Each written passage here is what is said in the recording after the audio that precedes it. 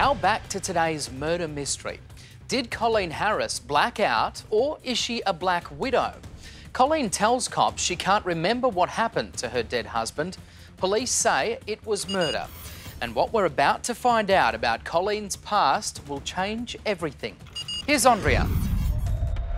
70-year-old Colleen Harris, a sweet little old lady, a wife and grandmother with a quick trigger finger.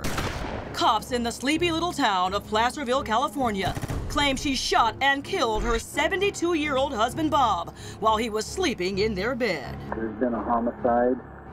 And talk about cold-blooded. Authorities say this 911 call didn't come in until at least 9 hours after Harris was shot dead. So why did it take so long for cops to get the call? You may need to sit down for this one. The prosecutor says Colleen took a 200-mile joyride to San Francisco and back to see her son. We now know that Colleen shot and killed Bob sometime in the late evening or early morning. And we know that about 7:30 in the morning, she left Placerville and drove to San Francisco. And we're able to track her cell phone. And Colleen took some of her dead husband's valuables with her to stash in her son's garage. The items that she took to San Francisco included a large coin collection that filled 2 storage bins, a gun that belonged to the victim, Bob Harris, and we believe Bob Harris's cell phone. After the drop, the brand new widow headed back to Placerville. Cops may never have found out about her dash and stash, but they got a break when Colleen's car broke down. Fortunately for us, as she was traveling back from San Francisco, she had some car trouble and actually drove off the highway and called AAA. And when you call AAA, those calls are recorded. And as a result, we actually have the defendant's own voice on 2 separate calls to AAA. Thank you for calling AAA. May I have your name, please? Colleen Harris. Yes, Miss Harris. Are you in a safe location? She's able to say who she is and that she needs help. I just started swerving on the freeway, and then all of a sudden I kind of did a complete flip, and the car won't start now. During her police interrogation, Colleen told cops that night was all a blur. It seems like it's real quiet. Pray, Bob. But prosecutors say she sounded crystal clear when her car broke down. I'm off of Highway 80. I can see a sign ahead of me that says UC Davis, Sacramento. I live in Placerville, so I have no way to get home unless I have the car. Okay. So, and I don't have anybody at home, so I'm just going to have to wait. And she's able to describe her circumstances. And she's very clearly cognizant of what's happening to her, where she is. She's not in any sort of fog or mentally confused state whatsoever. Once Colleen finally got back to Placerville and her dead husband's bedside, she did make a phone call, but it wasn't to the cops. The first call that she makes when she returns to Placerville isn't to the police, it isn't for an ambulance. Instead, she calls her criminal defense attorney, David Weiner, and he actually comes out to the house and spends an hour and a half with her at the murder scene before law enforcement is ever notified that a murder has taken place.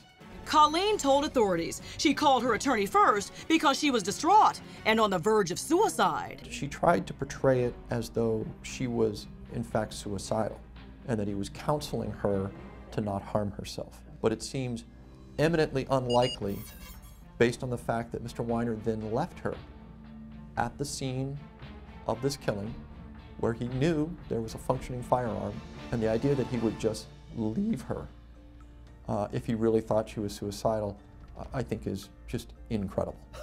And how's this for a shocker? Colleen Harris and David Weiner have been through this before. This is not her first shotgun divorce. In 1985, Harris was accused of murdering her previous husband, Jim Batten. Killed him the same way, with a shotgun in bed. Guess who defended Colleen during that murder trial? Yep, David Weiner.